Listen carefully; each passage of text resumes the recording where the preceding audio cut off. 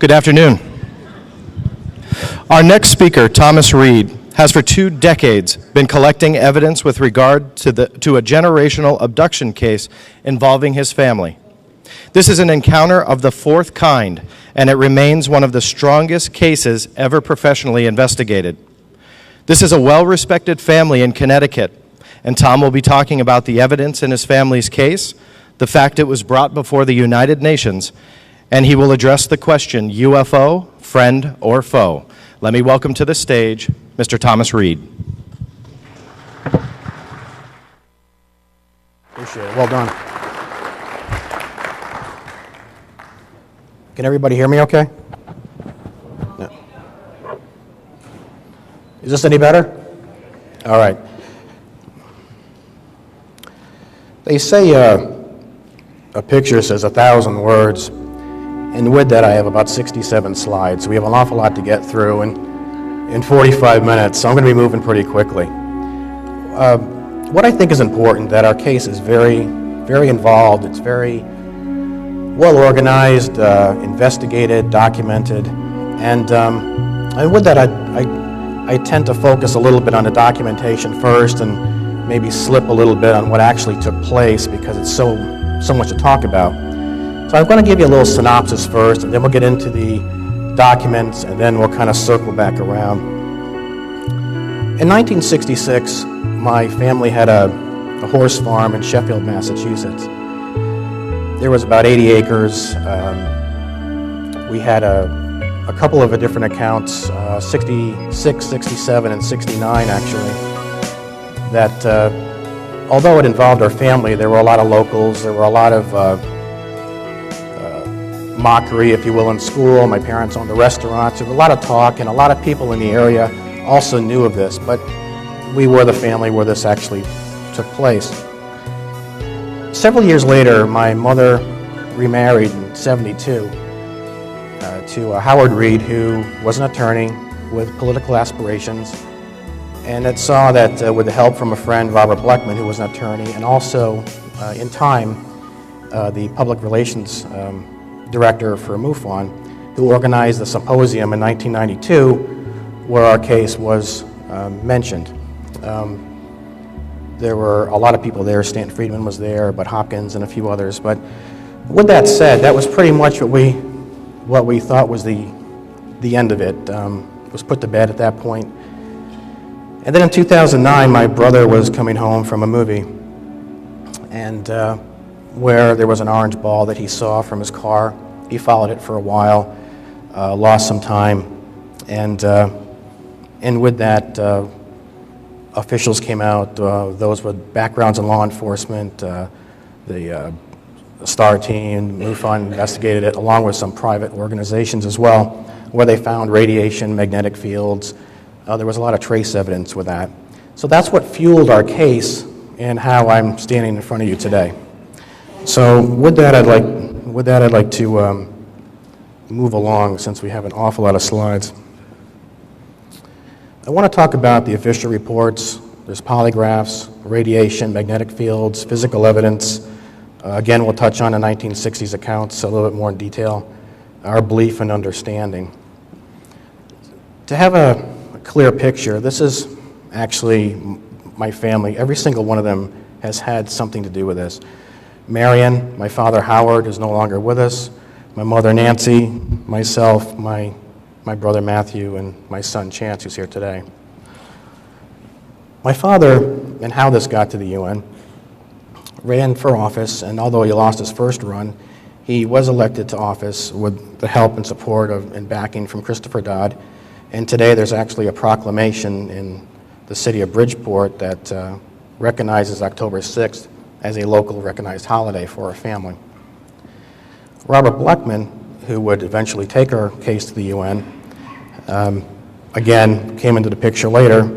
I have a couple of slides here where you can clearly see these letters are to Robert, and not only do I find that interesting, I think I want to share that with you, is that on the other slide, you'll see where not only was the UN discussing possible sightings, but they got into actual abduction phenomenon. Again, this is kind of the lineup of speakers that took place in the UN symposium, and you can see there some of the speakers, and many of them are still speaking out today. Again, I'm going through some of this early. This is a MUFON journal from 1989, which talks about Robert Blechman, government harassment. Off to the right is an article by MUFON as well that talks about the Reed case and the UN and the connection there. And of course, just some documents that my father handed down to me on top that are dated 4 days after the UN address, and we're going to circle around to that later. It was also investigated by Officer White. Officer White verified the evidence, the radiation, the magnetic fields, and has been supportive to this day. This is some of the notes that he made. The compass would spin in circles when on the roof of the vehicle. The compass was affected when held up to 2 feet away. The second anomaly in evidence was the extremely high amount of radiation. I verified all material and findings in an extraordinary encounter with an unknown powerful force. Debbie Cobble, who many of you may know, the book Intruders was written about her. She was also called in and filmed the anomalies, and she's written some testimony as well. This is the STAR team, if you will, in MUFON CMS, which also points out the radiation and magnetic fields, which I think is very important. An email to us about, again, the anomalies. What happened in '66? My brother and I, what we remember more than anything was the feeling, this vibe. We talk about when there's a full moon, you can stay out longer, you can have that extra drink, you have that energy. You don't know really where it comes from, but you feel it. If you were to triple that to like 3 moons, add in a little anxiety, and then this barometric change in pressure that we felt, almost like being maybe in the middle of a hurricane where it's lighter, but something's wrong, your body senses something's wrong. That's what it was like at first.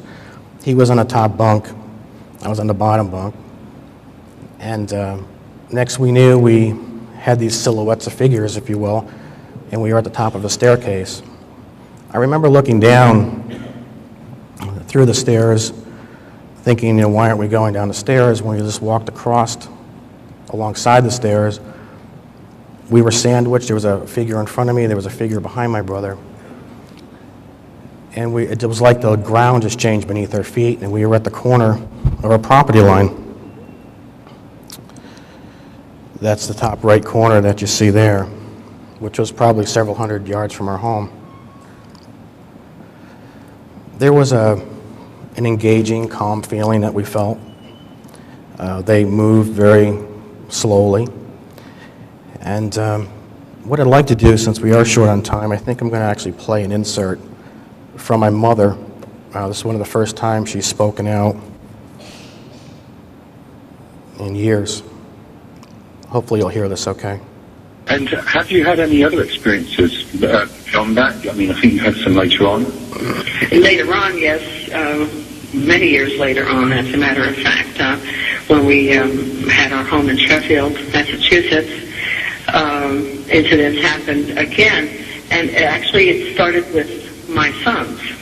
Yeah. It wasn't so much directly with me, although I had never forgotten that. And when I'm talking to you about it right now, I can feel it exactly as it was in 1954. It was that frightening. But the connection seemed to come with Thomas and Matthew. And we lived on a farm, which is very far out of town. It was another very rural area. And they... whatever it was, I'll call them aliens for lack of another word, actually, they seemed to want to connect with them, my children. It wasn't so much myself. I was there. I remember the incidents very well from my perspective. Thomas and Matthew, of course, were intricately involved in the incidences, so they have the more details than I do. Mine was... for instance, when they were missing, trying to find them when they were missing from the house. that kind of a thing. I'm sure Thomas has talked to you about this anyway. So, are you aware that your mother or anyone else in your past family has had any kind of experiences like this? My mother, not in the past, but she was living with us at the time, in the 60s when we had the farm, when a lot of the incidents happened to Matthew and Thomas, and she also experienced some of, especially when we were riding back in the station wagon, that incident. My mother was there and very much involved with that. Okay, that was a little lengthy, but I wanted to hear it from her voice rather than me try to relay that for her. This is actually the area that we walked through. Actually, my son and I went back there about last year, and I showed him where this happened. The shot you're seeing with my brother and I in the bottom, we're actually standing on a rock that we ended up seeing later on. When we were taken to this area, we had never been there before. We weren't allowed to ride up there. We were not allowed to be there. It was too far from the home. If we took a horse and fell, my mother couldn't have found us. So this was the very first time that we actually saw this area, and that plays a part in this too. When I walked down that path with my brother in 66, we had passed this rock, and then there was this wishbone tree, which I spent a lot of time with an illustrator putting this together. That is pretty much what we saw. The light underneath it was added in only because we didn't want the picture to be too dark. It was fairly dark that night, but that is what we came upon. We came in on, the craft was actually lower. We were on a hill. We stepped down. The tree, the wishbone tree, if you will, was up on top of this bit of an incline. We walked down. We came in on it at about the 6-inch mark. There was a figure about the 11-inch mark off to the right, and we were brought inside this area that basically was about a 15 by 15 area. My brother was standing in the hallway. If I can move this mouse, maybe. He was here. I was brought in further back. I didn't see him at the time. I was brought by him. It almost appeared as if he was sleeping, standing up. There was a figure next to him, and I was brought up to the front of this darker area. It was very muggy, very, very dark. And at that point, I kept looking back for my brother being I was worried about him. He was a couple years younger than me. But there was also a comfort, I think, that came with knowing he was there. There was a shot that was shown. It was basically a willow image that has been symbolic to our family ever since. This is what I looked at for minutes, I believe. The tree was moving. There was light coming through it. It was captivating to me. We had a black and white television set at the time, so it was very interesting. This is more like an indoctrination, if I had to label it as anything, because I don't remember much more happening than that. A year later, we had an incident that was very, very similar to that.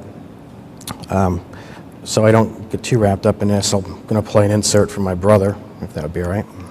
Probably the thing that sticks out the most was there's this energy in the air that always seems to occur flame. My brother actually explained it very well. When there's a full moon and you get that vibe that there's just a little bit of anxiousness in the air. This, if you were to take that same kind of feeling and multiply it by 3. And so now you have not just the anxiety, but then there's just literally a electricity in the air that you can almost cut with a knife. And there was these flashes of lights, and I thought that it was a thunderstorm coming, so I kind of threw the blanket over my head. Flashes would admit, but there was no thunder.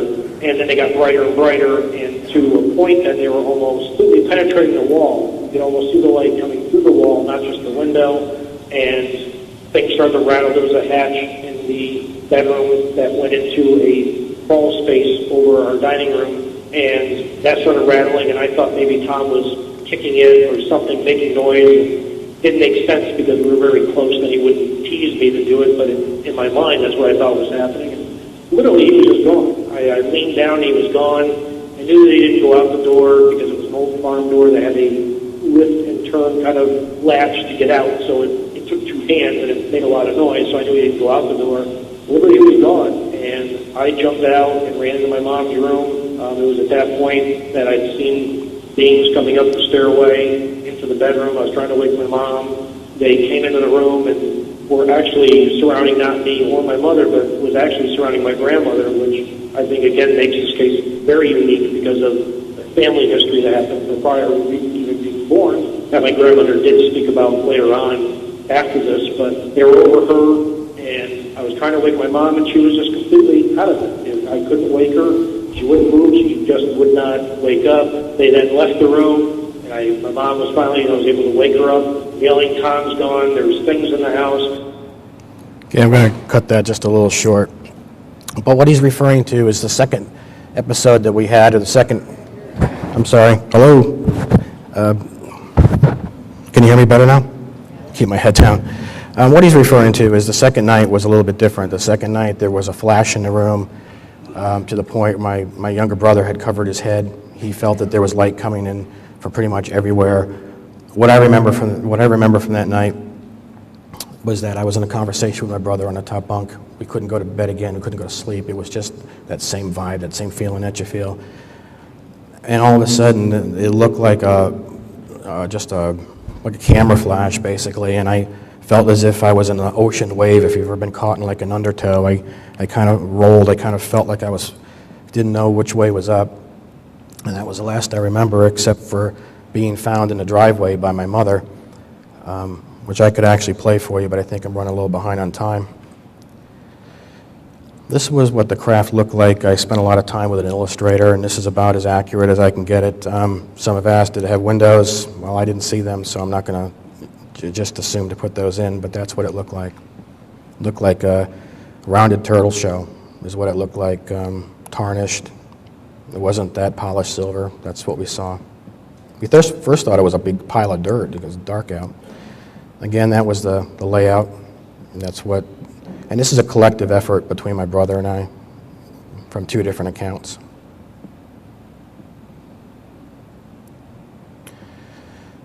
What really did it for our family was 1969. I was in a horse show. My saddle came loose. I was taking home on a different route, and had gotten a brown ribbon. I was pretty upset about it. So my family took me out, or my mother, I should say my grandmother, took me out for a bite to eat and an ice cream like most parents would do.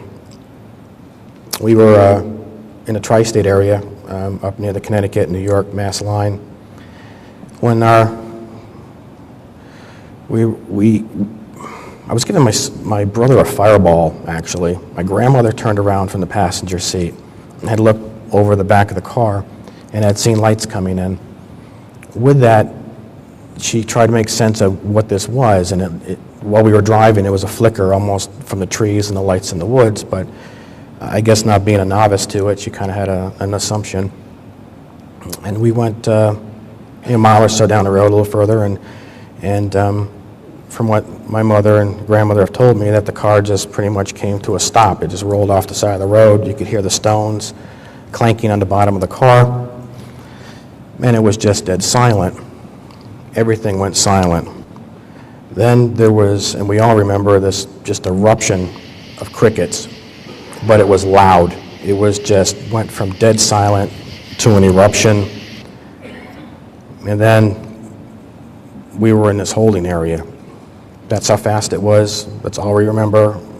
I wish I could tell you more about what happened. I was walked out. This figure came in about 5 feet or so, and I walked up to it. The earlier accounts seemed to be more of an indoctrination, softer. This was a little more barbaric, if you will, or should say fast-paced. It was harsh. I was taken out to this door. These walls here were extremely high. It came to a sharp T. I took a left, and I was held or escorted along by my left arm. There was a force on my left arm, and I was taken into this room. When I came into this room, there were these figures that were extremely disturbing. There were two at the bottom of this table that I was to sit on at the time, not lay on, but sit on. So I slid up on it. It was actually very low. I do remember that. Tables were like bronze, too. I remember that. And this is, again, an illustration that is really the best way that I can get this across to you on what it was like. As you see, I'm sitting there. Before that happened, I was actually upright. And I had this creature here had turned its head. These are pretty much to scale, but they were basically off to the right. I had jumped off and gone out this opening, which was very bright. I had come into a large, open, intersecting hallway that looked like a Y. Huge, very wide hallways, 3 intersecting. There were 2 off to this side that were very close together. The third one was further away. So I came off center, and I didn't know where to go. It was like I ran into an auditorium, and I was taken, I was grabbed, and I was put on this table, as you see before you. There were holes in the side of it, and this thing had lowered over me. It was like a cage. I felt it was to keep me from running. And there were these pieces that were actually put through the side of it, which that actual top picture is just a raisin, but I referenced them as rocks when I was a child because there were something placed on my leg and my side and my face. And to be quite honest with you, that is really the last thing I remember, except being brought back into this holding area and then being brought back to the car with my family. My mother and brother and grandmother all remember something somewhat similar. My grandmother, when we came back, was found walking in the middle of the road. My mother was in the passenger seat. My brother was out, his head was on my knee, like in a fetal position. I opened up my door. My grandmother was maybe 15 to 20 feet in front of the car. She was the only one conscious. I got out, I started to walk towards her. She was in disarray. She was drifting from side to side, kind of walking aimlessly. I'm sorry, this isn't easy for me. I had caught up to her when she got into this store. She walked in the front door, walked by the clerk. I came in right behind her, and she walked to the back of the store, circled around these bikes and carts and baskets, if you will, and strollers. And I kept trying to say, Nana, let's go. And she wouldn't take my hand. And then she put her hands on a stroller, like you see there, and she started to push it back and forth as if there was a child in it. The only thing I can make of it. Finally, she took my hand, came around the back side, and I took her out to the car. And my mother was conscious at that point, and we drove home. This is what I sketched when I was 9 years old, on top left. The other is an illustration, obviously, that was done by Cliff Springfield, who has spent a lot of time on it with my family, and it's as accurate as we can be.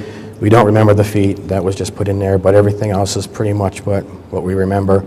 We're not sure if it had 2 arms or 3 arms, but the illustration that I made when I was a child looked like it was hairier, but that's the best that we can come up with without over-speculating or going too far with it. We don't think it's anything more than just a large spider. Later on, our family was pretty shook up. My bedroom was moved. I was moved into my mother's room. My mother came in to give me a kiss goodnight. Since my mother was actually divorced at the time, she used to come in all the time, twice, to say goodnight to us. And the second time I was half asleep, I guess, and she came over to give me a kiss goodnight. I saw her head come towards me, and I had taken a fork. I used to sleep with a fork, and I had actually caught her in the forehead with a fork, to give you an idea of how this was for me. What was interesting about that, too, is this was years later. My mother had since planted a willow tree at a watering hole for her horses, and I could see it out my window, so sometimes I think maybe that triggered something. Not sure why I did that, but the sketch that I drew on the bottom left actually hung in this classroom. This was a sketch that I saw in '66 as I tried to reproduce what I saw in the craft. And the reason I did that, my first day of 4th grade, I had gone into school. The teacher asked me to take my seat, and I looked on the wall, and there were all these sketches from children from the year before. This is the first day. And they were green men from Mars and different spaceships and so on. And I said to the teacher, they're not green and they're not from Mars. And she asked me how I knew that. And course, she didn't believe a word of it, but anyway, that's where that sketch hung, which is in Roswell today. I get these sent to me, since we're on this topic of that sketch, sent to me from people. This was from a woman in Portland who drew this when she was in school. This is another shot from actually the Officer White's front yard, oddly enough. One of the things that Robert Bleckman did in the early years was he investigated sightings and those cases that were validated or had value or were considered to be somewhat serious. This was 7 miles from her home in August of 1969. This was another one 35 minutes from her home. This is also a CE3. And again, there was an awful lot of talk in our neighborhood. There were people that came into my mother's store who would whisper things and mention that something had happened to their family. And of course, the ongoing fights, if you will, in school that I had. I'm going to play something from about 1954 from my mother. Hi, Nancy. How are you doing? I'm fine, thank you. How are you? I'm very, very good. Thank you so much for being willing to come on and talk a little bit about your experiences. Okay. What I'd really like to do is talk about the 1954 experience that you had. And do you think you could just start off by describing what happened? Yes, we were in Maine, taking my brother up to the University of Maine, and we had stopped over at Moosehead Lake, which is pretty far up in Maine. It's a pretty rural area, very rural Maine. And actually, it was a normal day up until we went to bed, and I was awakened sometime in the early morning hours. Strangely enough, I was awakened by a presence that was in the room with me, and I felt that my bed was surrounded by something. And I actually found myself very frightened and found it impossible to speak out loud. I couldn't call to my mother or anyone else in the house, or the cabin, I should say. And I couldn't move. And I felt like I was being observed by a number of creatures, if you want to call it that, or people or whatever. It was I've never been that frightened in my life. I've never been unable to move or communicate with somebody. I could barely move my hands or my feet. I was just frozen. And this went on for a long time. It was daybreak before I can remember suddenly finding myself released and able to move. And so did you perceive yourself ever leaving the room, or do you think you stayed in the bed? No, I think I was being observed. I don't think I ever physically left the room. Okay. I think I was being observed for some unknown reason, and it was a very, very frightening feeling. 1954, just jumping back, because I forgot to mention something to you, my girlfriend had ridden up to Maine with us also, and she had a similar experience the same night that I did, so I was not the only one. Oh, really? In the cabin that experienced that. That was not just me. What's interesting about that is this, that around that same week, there was a count that Robert brought to our attention. It was also the James Howard flight, which was in Gooseneck Lake, I guess, right over the Canadian border. And this is the kind of work that Robert started to do. Now I'm going to get into what happened and how we got to the UN. This, again, is part of that Robert Bleckman's work that he did. This is actually, again, taken from that James Robert flight from New York to London. This is actually a shot, apparently, of the craft that was where they dispatched an F-94 fighter jet to it. And again, this is only about 50 miles from where my mother and grandmother were that same week. Over time, we've been able to spot some abilities in our children. I'm going to move along quickly here, but this is a composite score. This is actually from my son, who's here. Where he fell into the 127th percentile. He beat an unbeaten chess pro in 4th grade. These are things that we were not really looking for, but just happened to look back on now and say, you know, could this possibly be something more than what it appears to be? This is a shot of my son, obviously, sitting and walking a tiger. I don't know how many of you have children that do that, but I found it to be a little different. And again, this is, again, some of his records showing way in the superior range. He was tested at the Miami Children's Hospital, and he was tested in Knoxville, and where he was found to have some heightened abilities.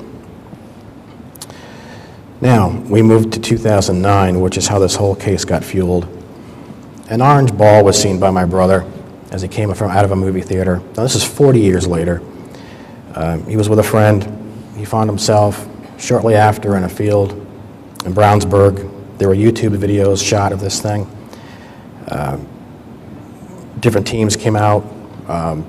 Again, MUFON, independent aerospace groups. Again, there was some law enforcement. And doctors looked at my brother to find that he had puncture wounds over a gland that produces the body's immune system. He also had 2 more behind his right ear. Debbie Cobble, who the book Intruders was written about by Bud Hopkins, had come out with a camera. This is what she had to say, that she witnessed the compass spinning. Again, we're kind of circling around right now to show you why I mentioned that in the beginning.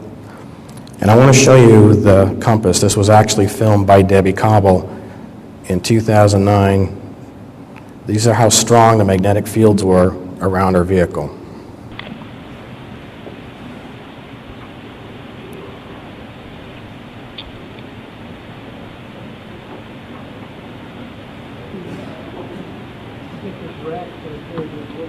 Oops.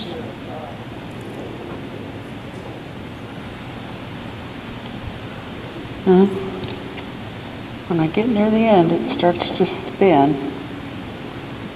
There it goes. I'm down at the end of the vehicle. Now, why I think that's important is that if you look into or look at the studies that have been about the electromagnetic fields and the pulses around the brain, you can actually cause hypnotic state by these tuned ELF, these low frequency ELF. Hypnotic state is 10 hertz. So what happened with my brother and what happened with us in the 60s, we think was nothing more, this vibe that we felt was nothing more than something generated, a type of or a form of or a tuned ELF. I could be wrong, it's just a theory that we have. In Indianapolis, how this also became was there was actually a little something on Fox News. Alien encounter case drawing national attention. Thomas and Matt Reed say as young boys, they were taken from their home by odd-looking creatures. Matt now lives in Brownsburg and says he had another encounter in 2009. They're both here this morning to share their story. I want to start with, I know there are a lot of people watching, they're going to say, what are you guys talking about? This is crazy. I know that you guys take it very seriously and you're offended when people say, don't take you seriously, right? Well, I don't know if it's really that. I just think that you have to look at the facts, and the facts speak for themselves. I mean, there was radiation, there were magnetic fields. It was discussed at the United Nations in 1992. It's a credible family. My father was in politics. Senator Dodd was a backer of my father. This happened back in the 1960s. The first time? Yeah. Okay. And it was kind of historic in some respects, but it was kept quiet. And then in 2009, when Matthew was involved with this case here, it kind of fueled everything. Yeah. And it was taken very, it was handled very professionally. Let's talk about what did happen, and let's start with 2009. Right. What happened and describe to us, and I know we have some photos and some pictures of things. Right. In 2009, it was a typical evening, and a friend and I, we came back from a movie, and essentially saw this orange ball of light, started to follow it. My vehicle completely shut down. There was almost $2,000 worth of damage to the vehicle, the electrical system. I have an hour and 32 minutes of missing time. I do have flashes of what occurred then. But when I contacted my brother, because he's been documenting this for nearly 30 years, a team of professional investigators from a privately funded aerospace company came out, and they documented the fact they found trace radiation on my vehicle, strange magnetic anomalies to my vehicle. All of a sudden we have some professionals that are now investigating the case, and they went back through our family history with a fresh set of eyes. One of the officers has over 30 years of crime scene investigation experience and reevaluated everything that occurred, and then we could suddenly see patterns that have occurred since the 60s. It's pretty interesting discovery. Okay, I'm being told I got to move it along. Wow. Not me. Okay, I'm going to try to wrap this up as quick as I can. I wanted you to hear a little bit from my family, not just me, and I wanted you to see a little bit more than just a story or hear more than just a story. I wanted you to see that there are a lot of documents, and there's a lot of value, and there are a lot of cases that have an awful lot to offer. And with that said, I think that, and hopefully that this case will be looked at in that light, and we'll be able to continue the work that we're doing to bring more evidence forward and more documents. This is something that you might, again, we're working on now to try to make sense of. I can't really say for sure what happened here, but I just want to share this with you. My father and Robert Bleckman were going to write a book. This was in 2006. When Robert Bleckman, I showed you those earlier papers that came back that he had from the UN or whatever, and his personal papers that he had.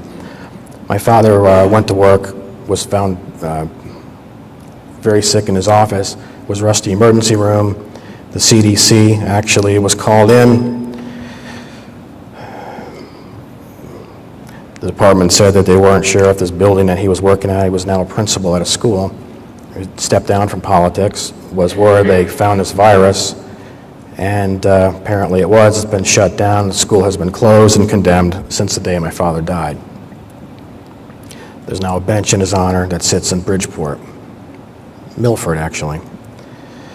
Robert Bleckman, who took our case to the UN, passed shortly later, June 18th, 2008.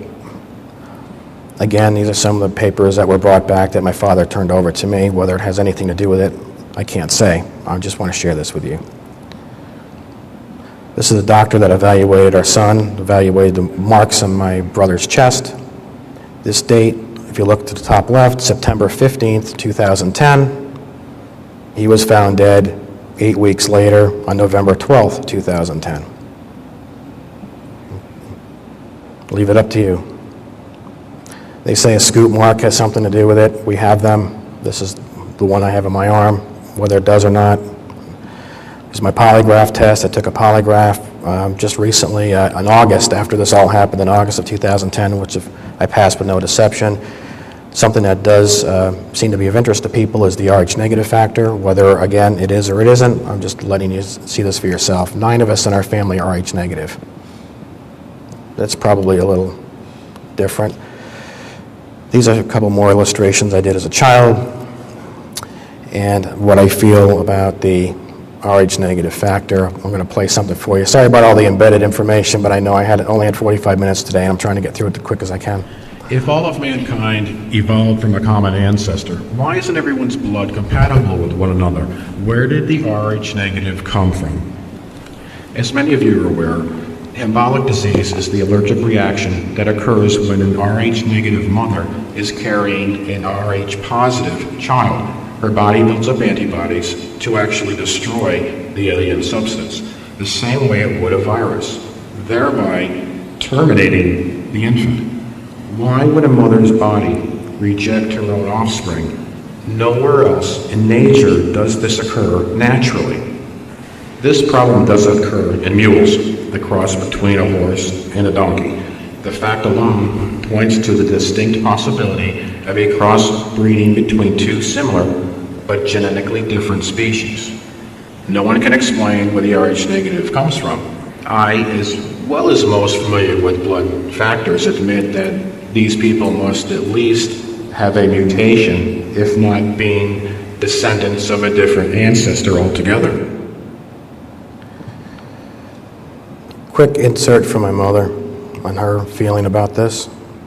So how do you feel looking back? I don't talk about it much, and I don't even like to talk about it, to be perfectly honest with you. But I've always felt that the experiences were mostly something from another aliens that were actually trying to communicate with us and learn something about us. It's frightening because of the way these experiences came about. But in actuality, I don't think it was meant for harm. I think it was more like a biological thing, or they wanted to see how we operated here, or some observing, I guess is what I'm trying to say. Changed my belief because I believe that we're all part of a creation. I think we're all part of a larger world. So the fact that I'm frightened was probably strangeness. They didn't hurt me physically. But I certainly knew that they were in control of me, and as I understand it from Thomas and Matthew, their experience is related to sort of the same thing. So they wanted to find out something, I think, actually, and maybe they did. It's odd that it follows our family. That's a very strange thing. But it has, and it's been going on and off since 1954, which is a lengthy time. It's I'm an old very old lady, and I can remember it like it was yesterday. So.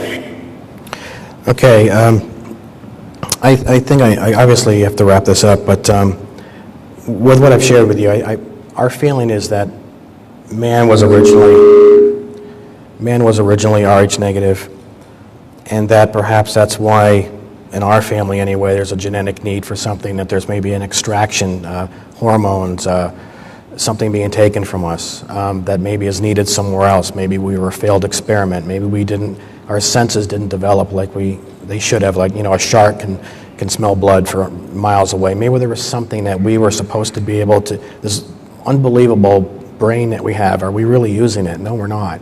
Why aren't we? Maybe there's something that just did not take off the way it should have. And maybe it was something that, again, we bred out. In closing, under the heading of friend or foe, this is actually, in short, how our family feels about everything. Natural disasters such as the Ice Age and asteroid strikes can cause the extinction of life on a planet and act in a similar manner to the reformatting of a hard drive on a computer, wiping out the old data to store the new in its place. These reformats of life on the planet allowed it to become a breeding ground for the millions of creatures that live here today. The species that live here now are radically different from the creatures that lived here before. For example, a modern bird is on average 8 inches from head to tail, and we accept that as normal. Air creatures before were typically over 20 feet long and had 36-foot wingspans.